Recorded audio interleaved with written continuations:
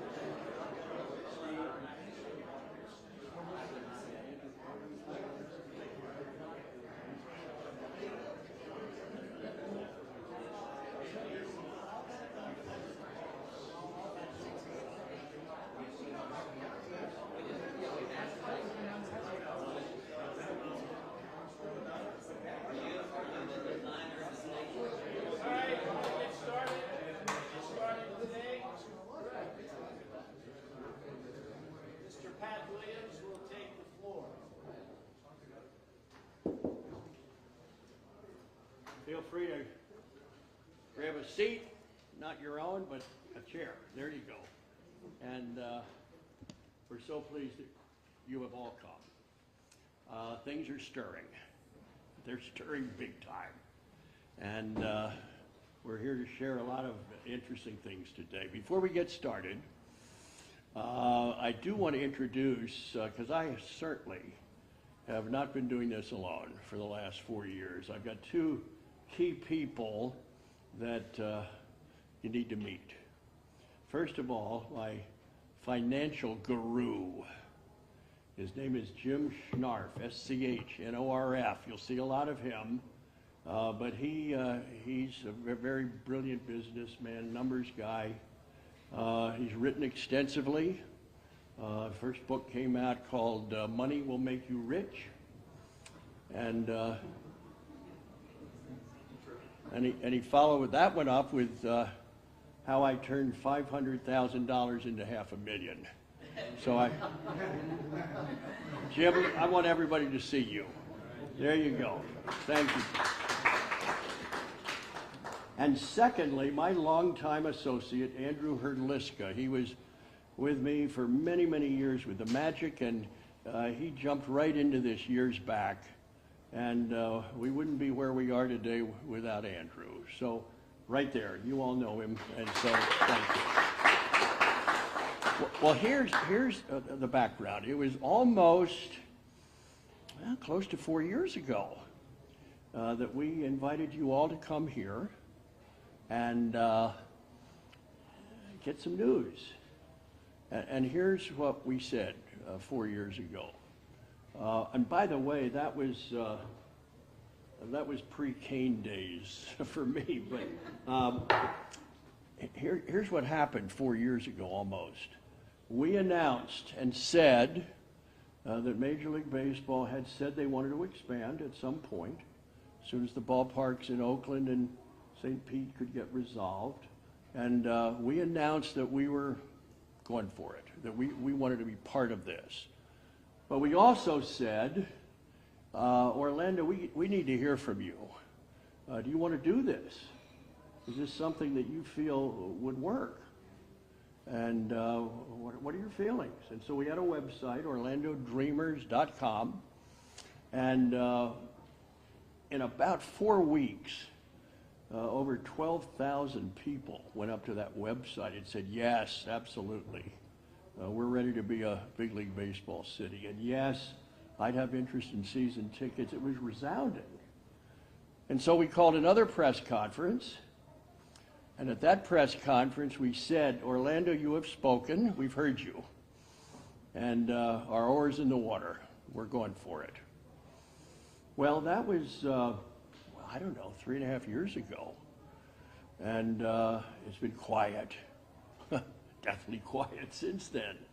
Mainly because we've been like the duck, cool and serene on the surface of the water, but paddling like crazy underneath.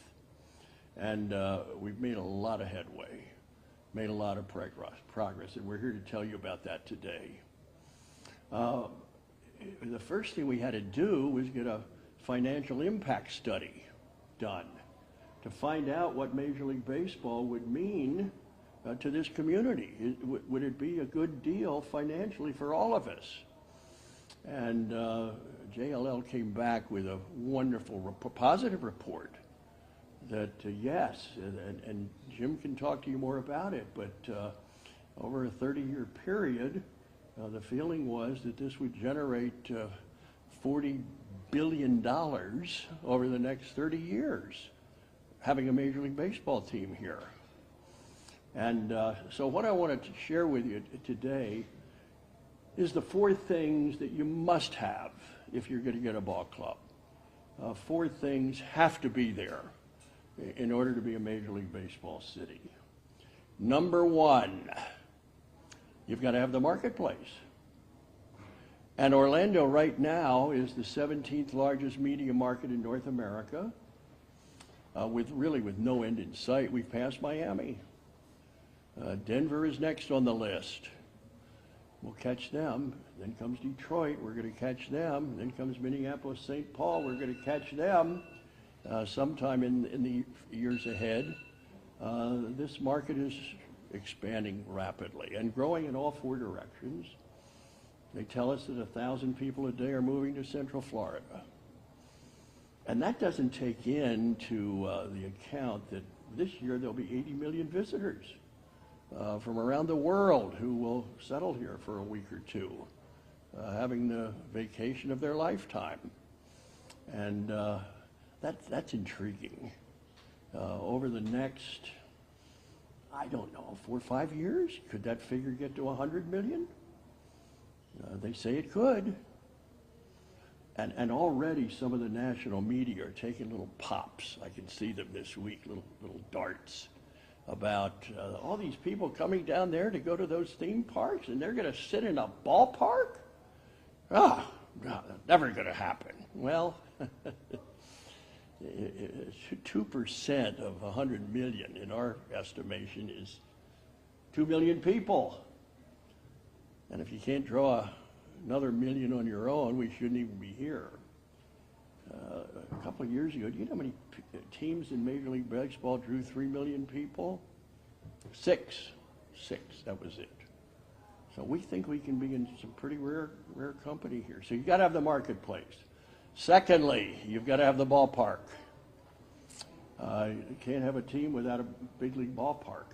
Let me give you a quick background on that. When we first got this idea, the first thing I did was go to Mayor Jerry Demings and his staff. We had lunch. I forget who picked up the tab. It might have been me. And it probably was. And in that discussion, Mayor Demings was interested, curious, had many questions, and then he made this pronouncement. He said, over all these years, he said, Orange County generates all the money, but all the buildings all end up in the city, referring to the arena, arts, performing arts, football stadium, on and on. He said, if we do this one must be in the county. And later, they gave us 3 county sites to visit. The first 2, no. Third one, love at first sight. Instant love affair. And a little bit later, we're going to show that to you. So you've got to have a ballpark. The second thing, by the way, that Mayor Demings said, if we do this, he said this ballpark has got to be a tourist attraction unto itself. He said people from around the world are going to have to put this on their checklist they got to go visit Dreamland Field. Even if there's no game, it's got to be a tourist attraction unto itself. And so, for these last years, that has been our mantra. Is this a tourist attraction unto itself? I'll let you decide when we show you some of these renderings in a little bit. So, first of all, you got to have the marketplace. Second, you got to have the ballpark. Third, you've got to have a front office staff that knows what they're doing. Running a professional sports team is not for amateurs. It's not for people who just walk off the street or walk out of Wall Street and said, I'm ready to run a ball club. It's a different world. And you've got to have wise people that are around. I've been very fortunate here just with some wonderful, wise counselors. We have two former Major League Baseball general managers here today who have been very helpful to me. Each one GM'd 3 different teams. John Hart is here, Murray Cook is here, and Rick Vaughn, who has been in numbers of spots in baseball, has been a wonderful counselor, to us through this. In other words, you've got to have experience in running a ball club. We feel very good about that. And fourth, you got to have an owner. And we're in a position now, we've interviewed, Jim and I laugh, usually it's the owner who interviews the potential employees. In this case, the employees are interviewing the owner to decide what owner we want. And I'm not sure that's ever happened before. And we've had some very interesting interviews, interesting discussions, and we feel very good that that owner is there. We don't have him yet. But this owner obviously has to have wealth. Professional sports right now is not for millionaires. It's not for billionaires. It's for multi-billionaires. And so he's got to have the wealth. Secondly, he's got to be acceptable to Major League Baseball. Baseball is still a very conservative sport, and they're very picky about who they let in as owners, so that's got to happen. And thirdly, this owner has got to fit well in Orlando. We're a different market. We're still kind of a small town in many ways, but I think back to inviting Rich DeVos to come here years ago to own the Magic and our first baseball attempt, and it's fit in so well. We need a modern-day Rich DeVos, if you know what I'm saying. So that's the fourth step that it takes.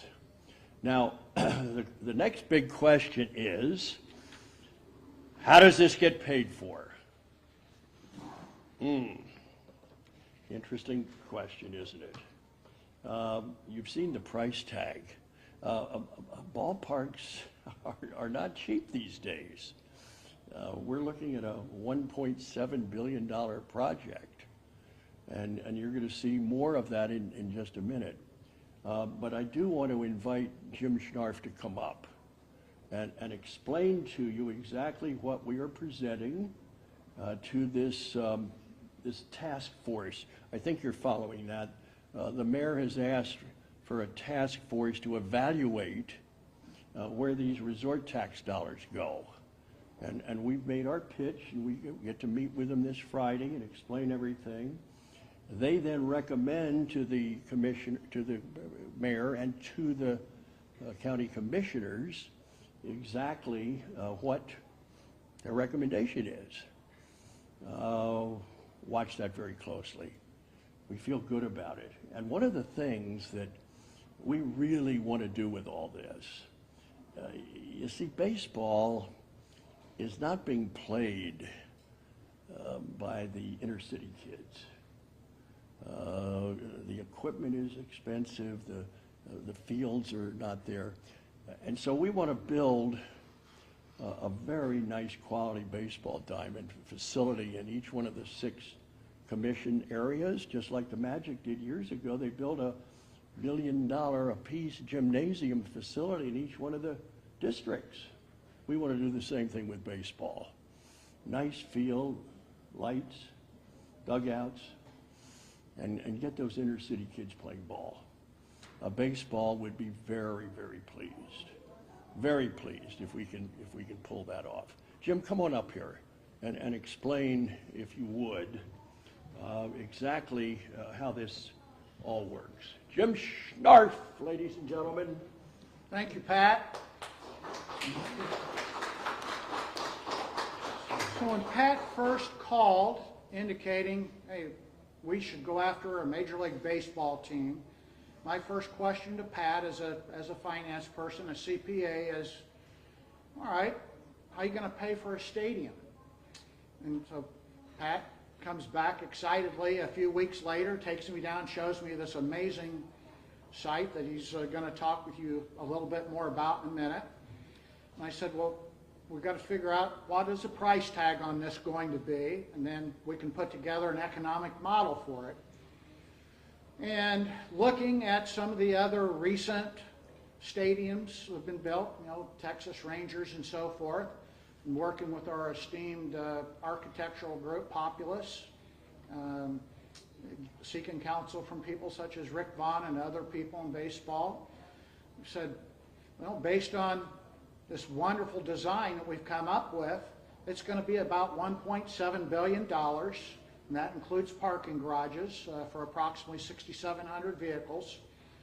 And so we felt the right way to do this was to come back with the most taxpayer responsible stadium financing structure in the history of sports.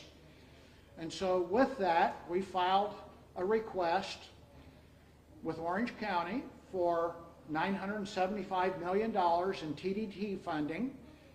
That would be essentially financed through a 30-year AAA municipal bond.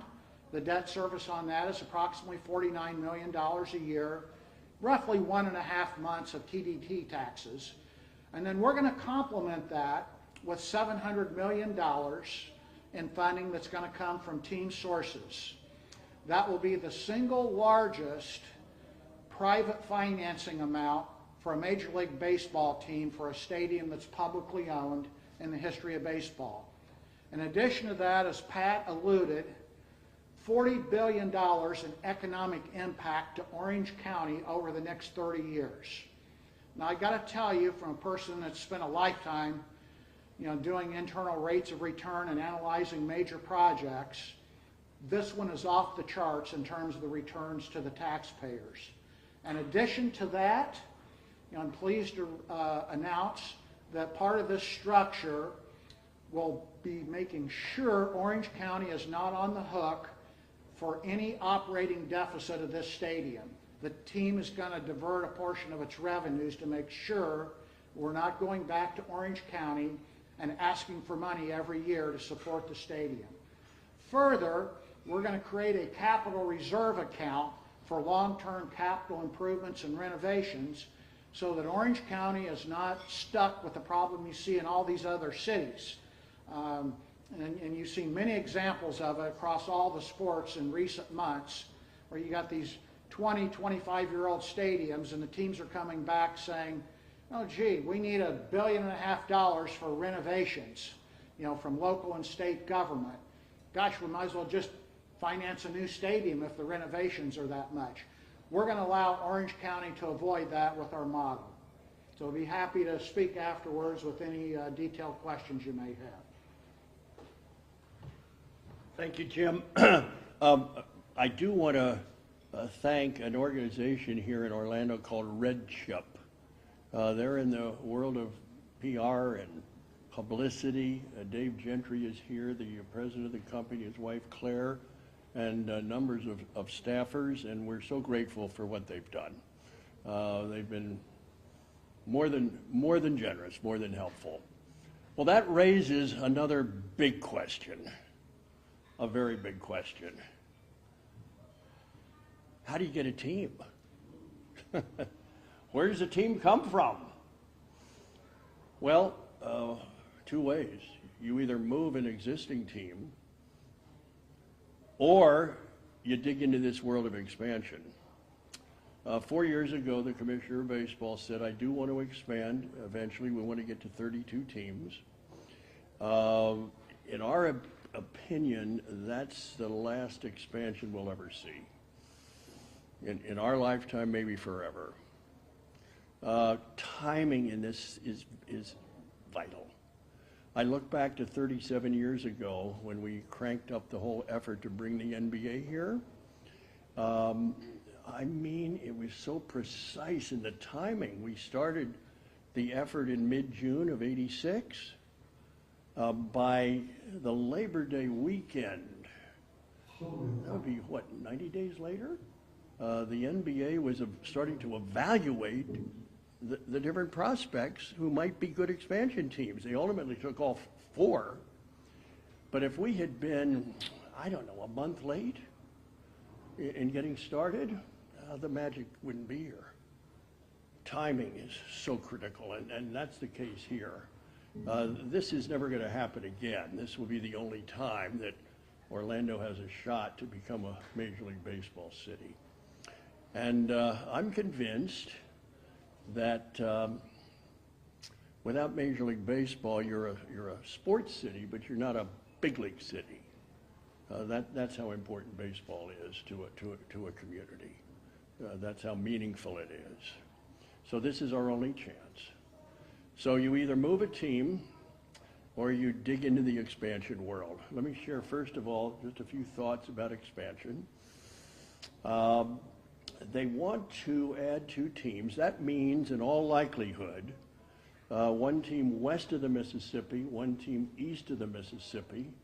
I understand baseball would like to break it down into 8 divisions of 4 cities, more geographically sound than it is now. 1 west of the Mississippi, 1 east. And already, you can feel it, as these different writers around the country are making their predictions and analyzing these different markets. Here's my view, with Vegas now taken by Oakland moving, you come down basically to Portland, and then the long shot about a month ago came out of nowhere. Utah is throwing their hat in the ring to be a Major League Baseball city. So out west, Portland and Utah. Utah has one great advantage. They have ownership. That's a biggie.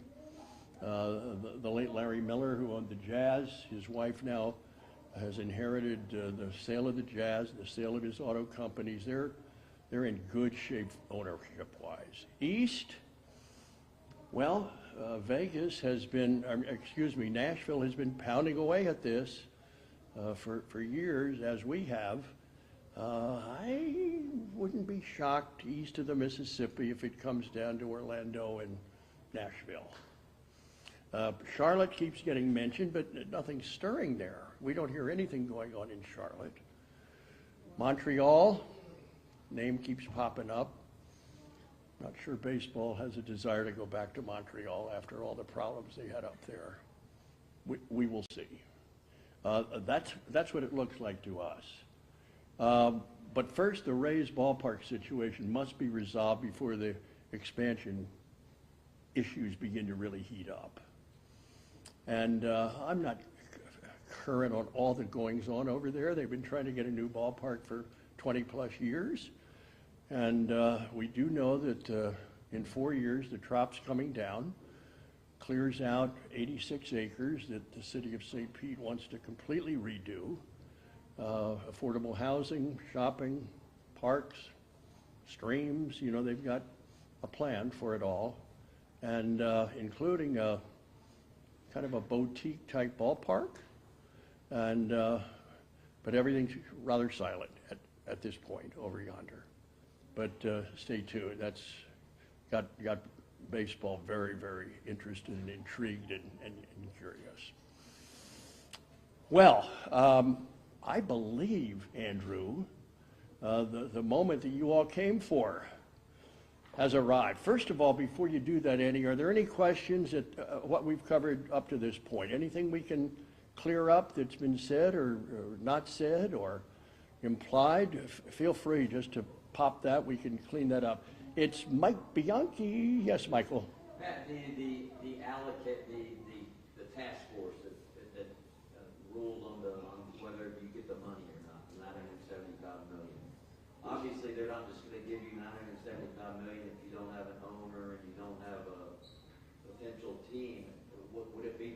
promise, Yes, so it'll be but that if we get an owner, the money's there.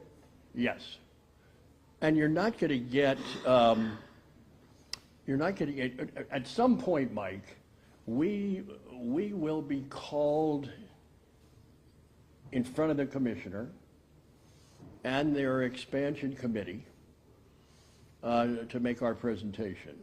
That's how it worked back in 1991 when we went in front of the baseball committee. That was when Rich DeVos first arrived, and we made our, so we were very familiar with what that had happened, and they're going to examine these 4 things that I just shared with you. And, but we've got to go in front of them and say, yes, the mechanics are here to get a ballpark built. If the mechanics are not there, this will be our last press conference. You know, we won't gather again. You can't build a ballpark privately at these numbers. It's just impossible. I don't care how wealthy you are. And the other thing that we don't want to do is handicap a potential owner so badly you can't put a good ball club on the field. You know, I'd rather have that owner in a position to be able to pursue some free agents. Oh, and I think we're going to be a free agent magnet. You know, to come here and live year-round in Orlando and have that ballpark right there, have spring training right here. Families with young children. Oh, I think this is going to be a free agent marketplace. I think they're going to come in waves. They're wanting to play here. That's so important that we get this funding properly done. And you'll know by July? It's going to happen quickly, Mike. As we understand it, this task force that Mayor Demings put together, a blue ribbon task force, because there's quite a clamor for these resort tax dollars. We don't know all the people that are in front, and I think it's also important to point out, because I've already heard from some officials saying, oh, that money should go for homeless, or that money should go for better police force, or better highways, and you know, that's not the case here. This money is totally earmarked for attracting visitors and having great facilities when they come.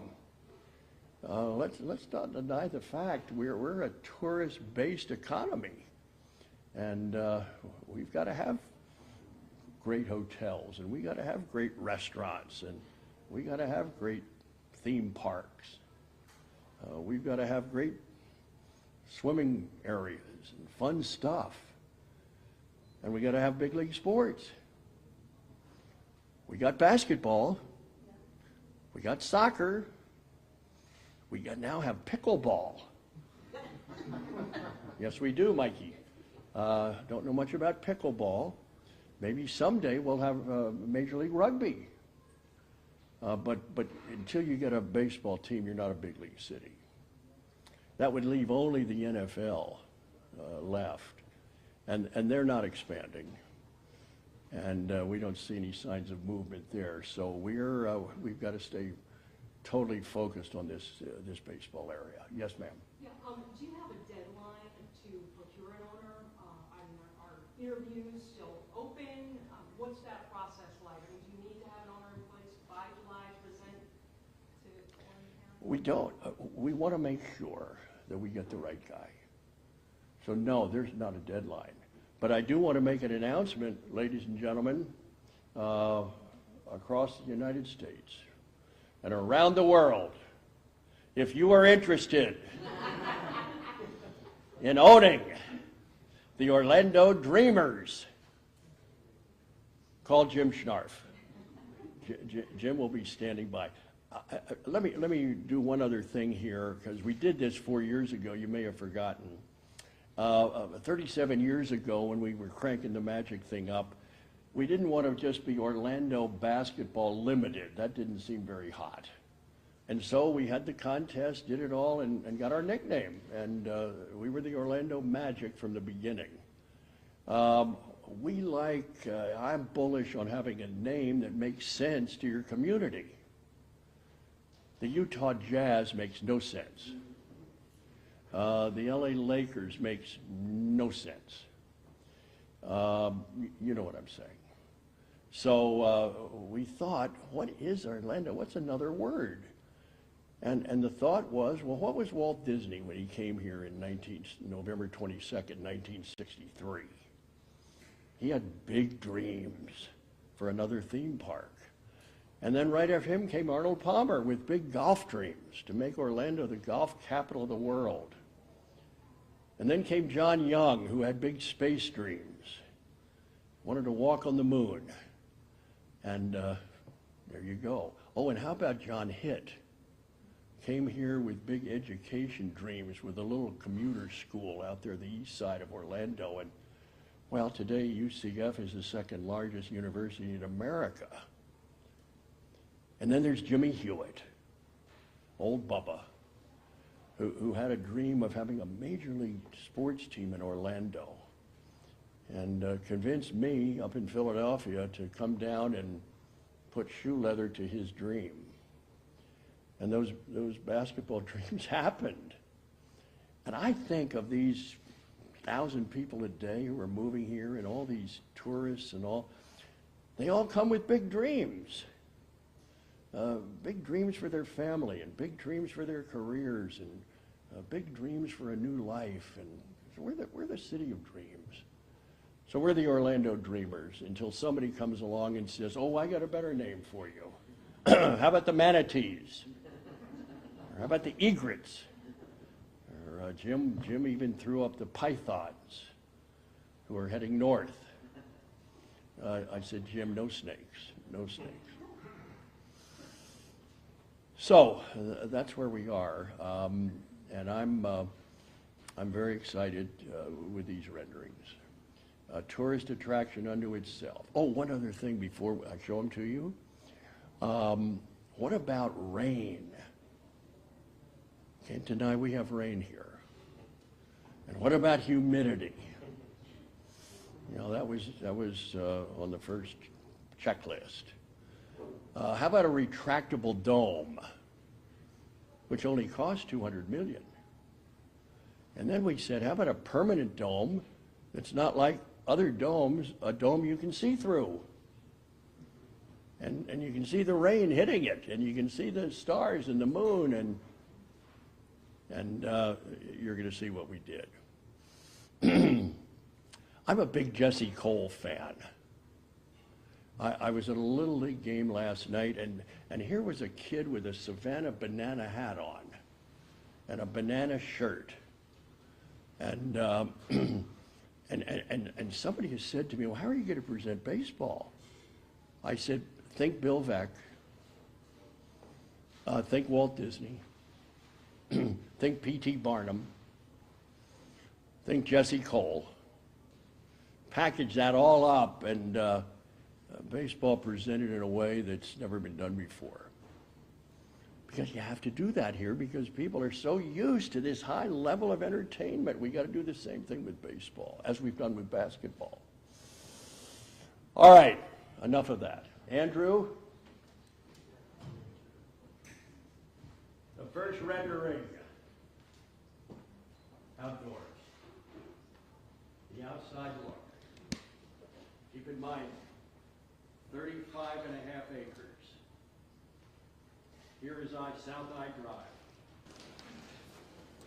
Here's the 528. I-4 is over here. Convention Center is here. Here's Aquatica. Aquatica parking. SeaWorld here. Disney 6 miles to the west.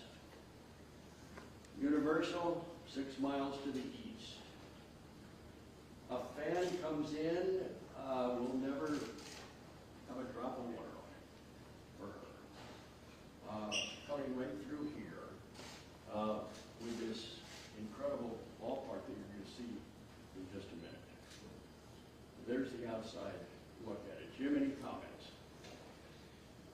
Well, you might mention, the last phase of this would be concluding the design, with our control team owner and the architect and the county. But one of the things there'll be an extreme focus on would be management of traffic and traffic flow and ingress and egress. And so you'll note a suggested pedestrian and vehicle bridge across the 528 beach line with a rail stop right there where Pat just pointed. So we make it very easy for people to take the train right there 100 yards from the stadium. We'll have a covered walkway for pedestrians. Is that where Brightline is going to be? The Brightline Be both high-speed and local commuter rail at that stop. Talk about the hotels, Jim. When I first shared with one of Mayor Deming's associates and said, this is going to have 1,000 hotel rooms, I was rather shocked at his reaction. He said, yes! Oh, we need more hotel rooms. That's the last thing I thought we needed. He said, with all these people coming, we need more hotels, we need more hotel rooms.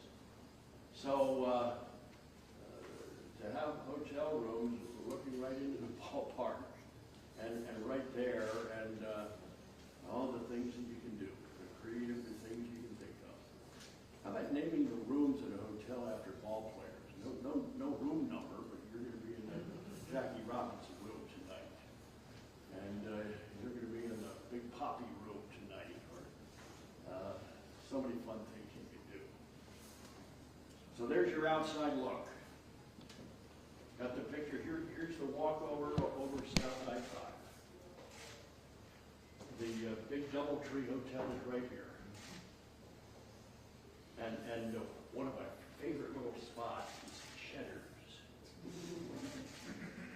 Cheddar's is, we didn't get Cheddar's in here, but there's Cheddar's right next to the steakhouse. Okay. Andrew, shake next one.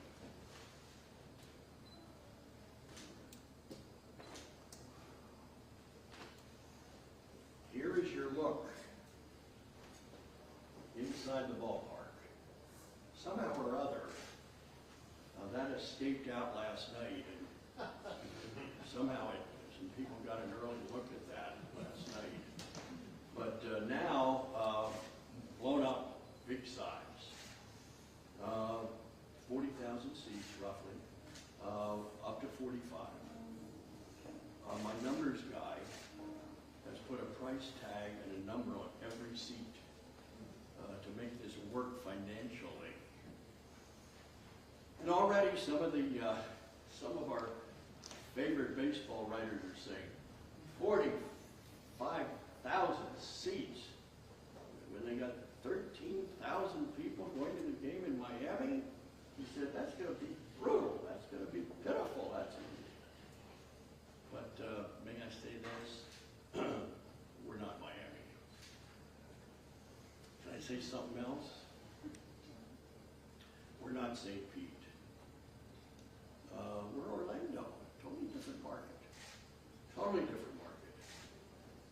And so the beautiful thing about this, we've got that capacity, but the sight lines are just perfect. The bigger you get, the wider your base has to be, but that didn't happen here. And so sitting upstairs or wherever, you're right on top of it. And unlike the old ballpark in Chicago, where you took your life in your hands, clambering up into that upper deck, and there you sat holding on to the seat, hoping you wouldn't tumble down on the field, this is not that case. There are your hotel rooms. Right here, and it's further back, right here, we've got what we want to do is build the best sports museum in the country. Do you realize that the Hall of Fame in Cooperstown has more stuff in storage than they have on display? And over these years, we've said to not getting out of the storage area? Let's get it out in front of the baseball fans. We're still gonna wait at that. But I got a feeling that ball players all across the country have all sorts of stuff in their homes that's never really been seen before. I mean, did Ty Cobb's relatives have all sorts of old uniforms, perhaps? What might be lying around from Rogers Hornsby's family? You know, we want to find out and create a sports museum that's never been seen before. And so that would be right there. Now, any questions about what you see here? Now here is, yes, sir. Is that artificial turf? Or Good that- question. Yes, it is, with real dirt. And the turf, they have done, and Johnny, you and Murray know more about this, but they have done some marvelous things with this whole turf world. It's not like the old days, where it's hard and rigid and brutal on players' legs and all. It's not that way anymore. And this would be the latest in turf design. So, which cuts down on your ground crew. We don't need anybody cutting grass. We still need them on their little tractors, smoothing out the dirt. And you'll still get to see them come out with their wooden frames and putting the chalk lines down, which is one of the great sights in baseball. But yes, it'll be the best in artificial turf. And how about this scoreboard? Right out there in center field, it'll be the biggest scoreboard in the history of baseball, with multi-sides. You'll see that just in a minute. Before we do the third picture for you, the optimist people have told us what's going on in baseball these days, what they call roamers. These are people that don't want to be anchored to a seat for 9 innings. They like to roam. And so we're going to make it very, very easy for them. We're going to take good care of the roamers.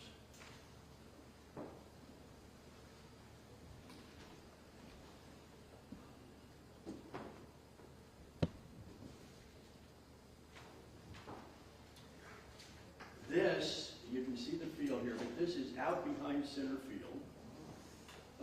These are people who are there to have a good time. Yeah, they want to see some baseball, but they want to have a little party going on as well. They want to meet people. They want to schmooze with some of their compatriots. And so we've got this great area where you can still go up and behind the rail and see the ball game. But if you want to be back here, just having a good time tonight at the old ball yard, well, here it is for you. Restaurants here.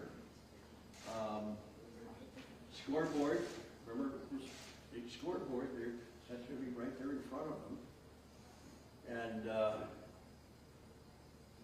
And then on Super Bowl Sunday, maybe they want to come and continue the party. See the Super Bowl on the biggest screen in the country.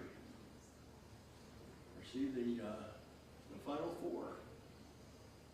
The Baseball All-Star Game, which we hope to lure here someday. I think baseball would have a marvelous time. But these are, I think these are going to be primarily, and they pay. They're not freebies. I mean, they pay, and then they come in from here, and the party begins. I thought of something years ago when Bill Veeck wrote his second book, Hustler's Handbook. He wanted to buy the Washington Senators Club. And one of the reasons was there were so many single people living there then. And he proposed having a blind date night where the single guys would buy the odd number seats, the single women would buy the even number seats up in their blind date section night. And old Bill was bullish on that. I tried it a few times in the NBA. It didn't really work. One night in Philadelphia, we had 47 and one woman. That wasn't particularly successful that night. But I could see a lot of meeting and greeting. Because young people, they want to meet people. They want to catch up with people and meet different people. And we're going to allow that for them to happen. So those are our three key drawings. There'll be more. I can't wait to see the drawing of the main gate. That's an Orlando term that's used here a lot. Meet you at the main gate. Well, the main gate is going to be quite a sight. We'll have that for you a little bit later. Jim, do you have anything else? I think we've covered the waterfront, haven't we? I think you have, Pat. Questions, observations, outlook. What's next? Yes, sir. Just to reiterate, you said the next time we'll have some news is July, correct? Well, here's my read, and Jim is watching this very closely as well. We will be in front of the task force on Friday. And I don't know how long we'll have, but let's just say we will do a very mini, tightly cramped presentation as we've done here to explain exactly what's going on and why we deserve and need that financial hit and why it's such a good deal for Orange County. We don't know exactly who else is pitching that committee. I would say this, if it's our friends at the Citrus Bowl, they've been patching and adding and doing different things for years and years, for about 10 events a year. 3 bowl games, a couple of football games, a concert or 2, a truck pull, and we also imagine that the convention center is going to be back pitching. We'll see where that leads, but this is new. This is brand new. This is going to be the biggest thing that would hit Disney, hit Orlando since Disney. We feel strongly about that. Second biggest thing to hit our community since Disney. Now, people would argue over that, but be a good argument. But I think we're right on. Pat, what are the politicians, it seems like they're being pretty guarded as far as endorsing this project, like, Mayor Demings has not come out and said, hey, yeah, this is something I want to have done, or Mayor Dyer, we haven't heard much from him as well. Does that, are you worried about that? Good point. We feel they will at the right time. These numbers are big. I could see why that would be a little terrifying. But when you really study it and what it's going to mean, as Jim did earlier today, I think they'll see that it makes good economic sense. And you're right, at the end of the day, it always comes down to leadership. And we've been so fortunate in this community to have strong leadership who are willing to take some chances, take some risks. I was reminded of that. William McRaven, the retired U.S. Navy admiral. Good leaders tend to do things that are safe and reasonable. And there's nothing wrong with that. The great leaders take risks. They're not afraid to fail if they think the risk is worth the gain. So, there's some risk here, but our leaders over the years have taken those risks, and that's why Orlando is what it is today. How long did it take the leaders to get on board back when you guys were trying to get the Magic? Michael, I want to tell you this. By one single vote,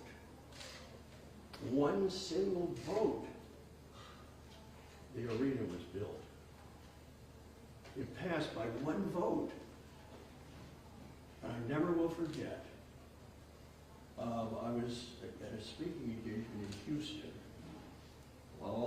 story. And I ran into a guy there who had moved to Houston who was a television executive in Philadelphia when I was there.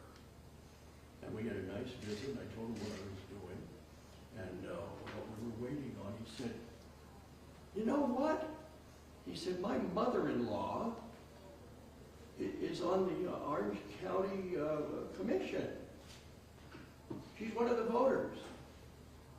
And I talked to her, and she said she's going to vote against this.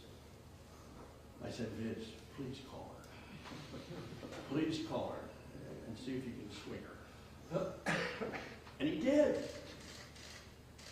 And we got it done by one vote. So, boy, oftentimes things hang on just tender little things. And we hope this doesn't come down to one vote, you know, at the last second. It's too big, too important for that. Too big, too exciting, too meaningful. Can you see this ballpark? In your mind's eye, can you see the finished product? Can you see the opening night? Maybe today.